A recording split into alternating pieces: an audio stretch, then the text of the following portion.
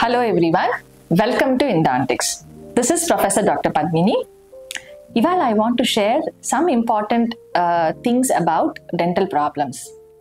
ఈ మధ్య వచ్చే క్లయింట్స్లో చాలామంది పళ్ళ మధ్య స్పేసింగ్ ఉంది మేడం, ఈ స్పేస్ క్లోజ్ చేసేస్తారా, లేదంటే స్పేస్ మధ్యలో ఫిల్లింగ్ పెట్టేస్తే క్లోజ్ అయిపోతుందా, బ్రేసెస్ ఏమైనా వేసుకోవచ్చా, అలైనర్స్ చేసుకుంటారా అని అడుగుతున్నారు.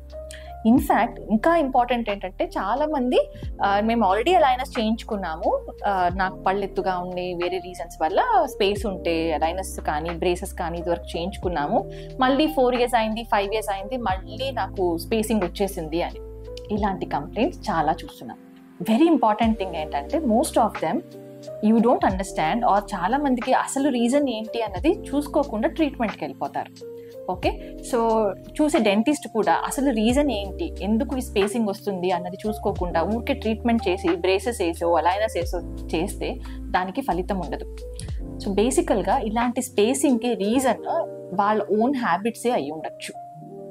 చాలా మందికి ఇది నేను చెప్తే అసలు చాలా ఆశ్చర్యపోతారు, అవునా డాక్టర్ అసలు నాకు తెలియదు, నాకు ఈ హ్యాబిట్ ఉందని కూడా తెలియదు, ఇది తప్పు అని కూడా నాకు తెలియదు అని.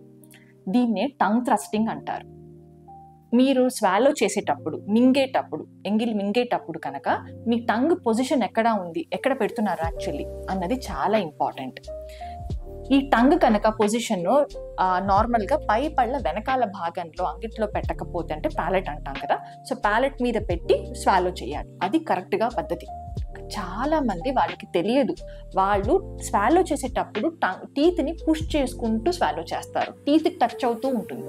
వాళ్ళకి నేను గమనించి చెప్పి డయాగ్నోసిస్ చేసుకుని మీరు చెప్పండి ఇప్పుడు మీరు కరెక్టేనా నేను చెప్పింది, మీరు ఎక్కడ స్వాలో చేస్తున్నారు అంటే they all are really surprised and shocked as well.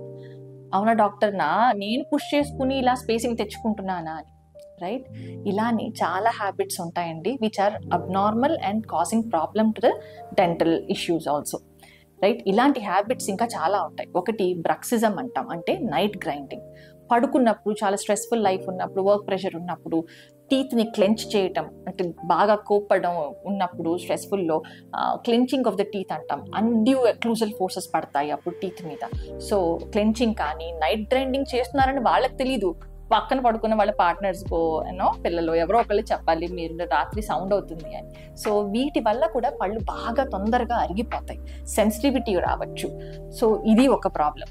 ఇంకొకటి ముఖ్యంగా చిన్న పిల్లల్లో మౌత్ బ్రీదింగ్ అంటాం, అంటే మామూలుగా అందరూ పడుకున్నప్పుడు ముక్కుతోనే గాలి పీల్చుకోవాలి కదా, సో అలా కాకుండా కొంతమంది లిప్ చిన్నగా ఉండటం, పళ్ళు ఎత్తుగా ఉండటం, ఆర్ చిన్న వయసు నుండే తెలియక అలవాటు అయిపోయి 4 years 5 years నుంచి కూడా నోటితో కనుక మీ పిల్లలు బ్రీదింగ్ తీసుకుంటున్నట్టు మీరు నిద్రలో కానీ లేచున్నప్పుడు కానీ ప్రామినెంట్గా మౌత్ బ్రీదింగ్, అంటే జలుబు దగ్గు చేసినప్పుడు కాకుండా మిగతా సమయాల్లో కూడా ఎప్పుడు మౌత్ బ్రీదింగ్ చేస్తున్నారు అంటే వాళ్ళకు కూడా ఖచ్చితంగా ఫ్యూచర్లో డెంటల్ ఇష్యూస్, మాల్ అలైన్మెంట్, ఎత్తుపళ్ళు రావటం, నారో ఫేస్ అవ్వటం, జా ముందుకు రావటం ఇవన్నీ జరగచ్చు. Okay, so please correct if at all your child is very early, mouth breathing habit is something which has to be addressed very early as well. Okay, alage nail biting kuda, nail biting ఒకటి. Next thumb sucking also పిల్లల్లో very common గా చూస్తాం. Thumb sucking is also very problematic also. మనం thumb sucking కొంత awareness ఉంది, చాలా మంది నోట్లో వెళ్ళేసుకుంటున్నారు, మాన్పించాలని ట్రై చేస్తూ ఉంటారు parents, mothers and all. And thumb sucking వల్ల కూడా డెంటల్ ఇష్యూస్, ఓపెన్ బైట్, పళ్ళు ఎత్తుగా రావటం లాంటివి జరగచ్చు. సో ఎప్పుడు ట్రీట్మెంట్కి వెళ్ళే ముందు ఎందుకు వచ్చింది ప్రాబ్లం, దాని రీజన్ ఏంటి అని తెలుసుకొని అప్పుడు ట్రీట్మెంట్ చేయించుకోకపోతే, ఎంత ట్రీట్మెంట్ చేయించినా దాని కాస్ట్ తీయకపోతే multi treatment or problems relapse అవుతూనే ఉంటాయి. Okay, do visit endodontics for more selective proper care for your teeth.